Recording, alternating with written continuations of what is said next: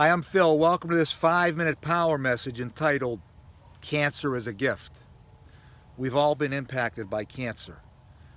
My sister-in-law Lori went through cancer. I watched her and my brother Dan, and thankfully she's been clear for about 10 years now. My dad's had cancer 3 times, and he's coming up on a 4th right now. He has surgery scheduled. I ask you to pray for Dad. Things look to be okay with him, but we still wish for your prayers.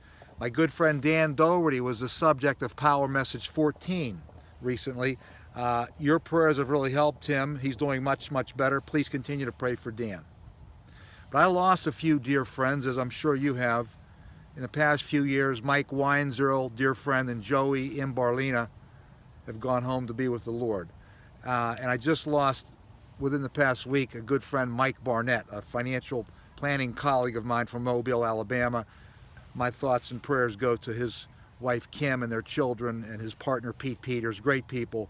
And I just listened to one of Mike's messages from his church. He was a lay leader in his church, and he gave a message in between cancer treatments about how cancer really helped him connect even closer to God and to fellow congregants and other friends in the community. Mike was a beautiful guy. He's now home with Christ. But I want to talk to you specifically about Al Heiles. Al's a good friend who wrote in a bulletin in his church, Cancer is a Gift. Backstory on Al. Grew up in Pittsburgh, went to college in Tampa, and there taught in Catholic grade school for a couple of years, but sold life insurance in the summers, was quite good at it, wanted to make it a career, called his friend Rich Sneebold back in Pittsburgh. Hey Rich, I'd love to get in the business. Rich said, come on and I'll get you lined up with Aetna Life. Al was hired. It's done tremendous ever since. Right when he came back to Pittsburgh, he met up with a high school girl named Donna Gallo. Now, Al thought she was unreachable in high school. Beautiful girl. They were friends. He meets up with her. That's good. The bad news was she was engaged. But Al was patient. 3 months later, the engagement broke off. Al stepped in. They've been married for 40 years, almost. God bless them on their successful marriage. And then Rich Sneebold was very helpful with an adoption process. And they have Elizabeth and their older son Albert Jr.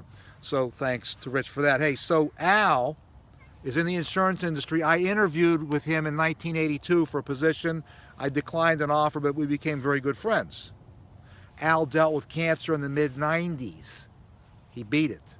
And so Al and I reconnected around 2010 when he was just ordained in the Roman Catholic Church as a deacon. So now Al is a deacon serving in St. Alphonsus Church in Wexford, where my parents go. So, hey, Phil, you got to meet this guy, Al Heiles. He's a deacon, blah, blah. I said, Mom and Dad, I know him. He's great. I love him. So we reconnected through that.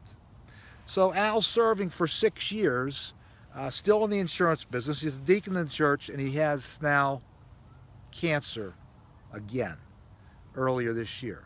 Had to take a leave of absence from his deacon duties, went through his cancer treatments, and a big celebration right around Labor Day at St. Alphonsus when Al returned, seemingly cancer-free, still getting checked up, but he's back. But he said to me, Phil, cancer was a gift. He wrote this in the church bulletin, and here's why he said. He said, this disease caused me to get closer to, more reliant on, and more respectful and reverent towards God.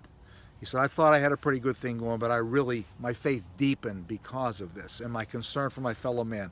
He said, one thing always stuck with me from Matthew's gospel when Jesus was going to the Garden of Gethsemane and he was about to undergo suffering, beating, and the cross. And he said, Father, if it's possible, could this cup of suffering pass away from me?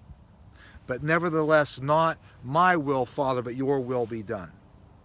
Al said I owned that prayer for my own life. I wasn't happy to go through cancer, but I went through it and I asked God, if this can pass, that'd be great, but not my will, but your will be done. He said that sustained him, that prayer, and it made him grow closer to, more reverent toward, and more reliant on God. So in closing, maybe you have a situation right now you're going through, or for a loved one, and maybe that situation that we go through, maybe could it be a gift in disguise to help us grow more reverent towards, and more respectful towards, and more reliant on God. I'm just asking you to think that through with the ordeal you're going through. I'll do the same in my own life.